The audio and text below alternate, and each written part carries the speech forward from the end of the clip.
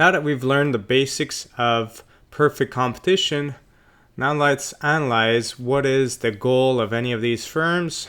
Well, we always mention that the goal of any market structure, any firm in any market structure, is to maximize profits.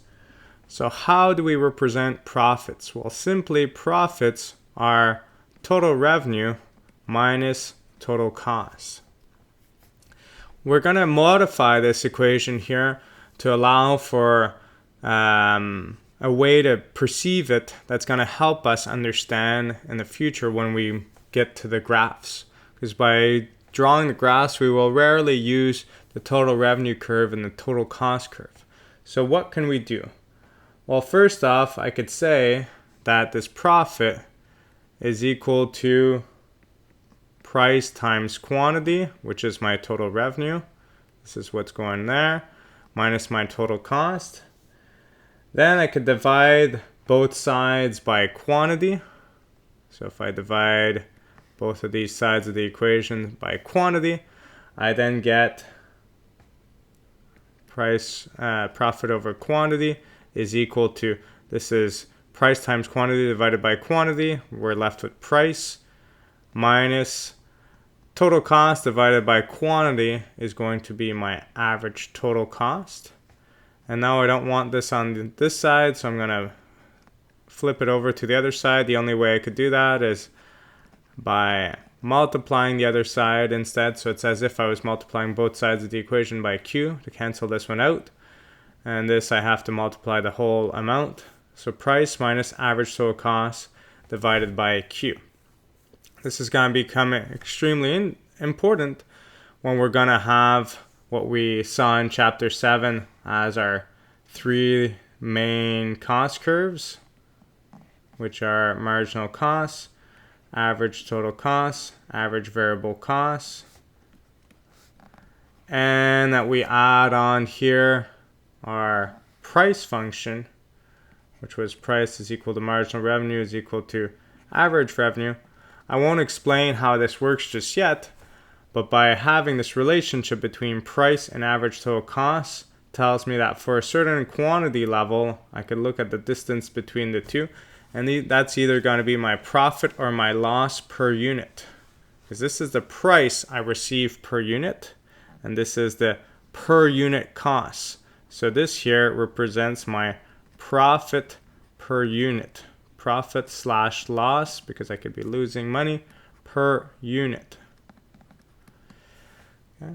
So this is what we want to maximize in this chapter of perfect competition. This is how it's going to be represented. It's going to be a little bit different in the other market structures. So we're just going to start with an easy table to try to understand, with a very basic example, how we could maximize profits. So this table has a lot of information here already, which looks at the quantity, total revenue, total costs, and then associated to that, there's a certain profit. And then based on these total revenues and total costs, I could see that my increase in revenue is always $2. So my marginal revenue is always $2. But my increase in costs doesn't fluctuate the same way.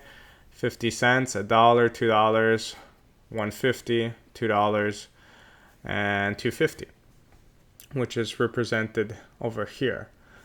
So first off, I could ask you guys the question, is this firm operating in the short run or long run?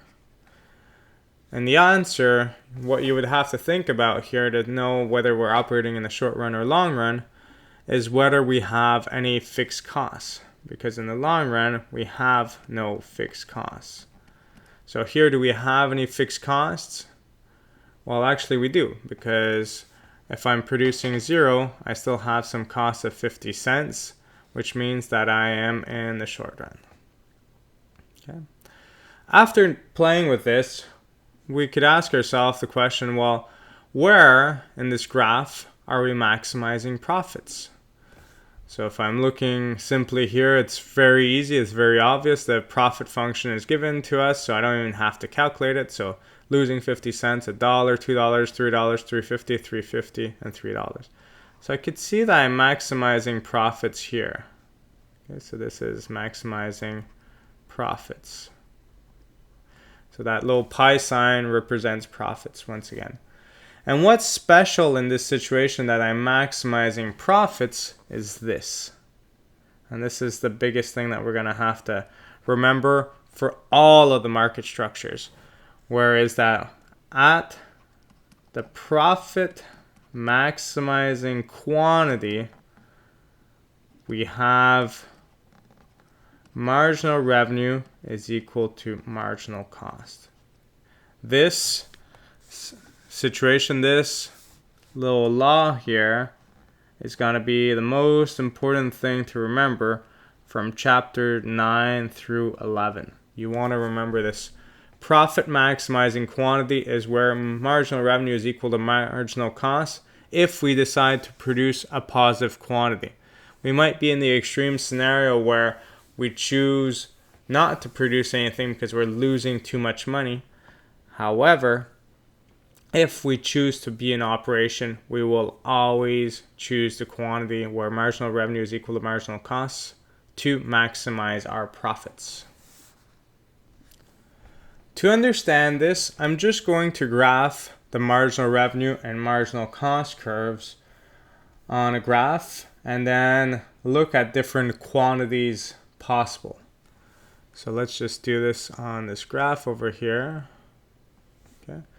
So I have different monetary values for different quantities of output. Yeah. And the output goes from 0 to 6. So what's my marginal revenue going to be like? Well, it's steady at $2. That's a nice straight marginal revenue curve. What happens to marginal cost? Well, I'm in the situation that at between $0 and $1, I'm at 50 cents. So down here, 1 to 2, I'm at $1, $1, 1.50, $2, 2.50. So not exactly the way we've seen it so far, but it still has this upward sloping component towards the end. So this is what we have. Now let's try to see what happens if we're at a quantity below this MR is equal to MC quantity. So let's say we're over here.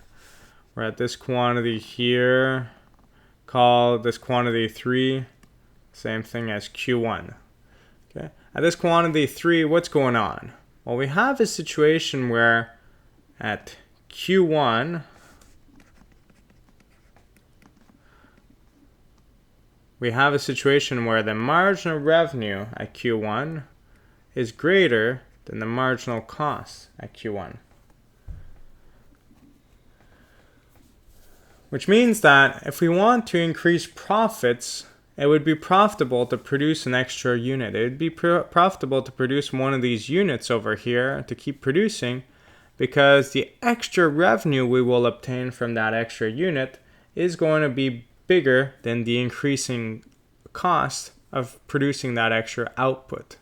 So here we should increase production if we want to maximize profits. Whereas if we're on the other side here, let's say Q2 is when we have 6 units of output. Well, in this situation here, I could say at Q2, we have MC is greater than MR instead of being the opposite. So here, if we produce that extra unit, it's going to come at a very high cost compared to the revenue it can generate, this extra unit. Therefore, we should not produce it. We should be producing less. Here we should be producing less, more and less. So we have a situation where if we're on this side, for any amount on this side, we'll still have MC is greater than MR. For any amount on this side, we'll have MR is greater than MC. And we'll realize that this point here where MR is equal to MC is where we are maximizing profits. Okay. So this is the situation that we have. Now, what we could look at is this idea that the marginal cost curve will determine the supply decision of a firm. So this is what I want to highlight next. Marginal cost curve determines the supply decision of a firm. So how so does it do it? So I'm just going to draw two typical marginal costs. This way I'll do it with the specialization. And then my marginal revenue curve.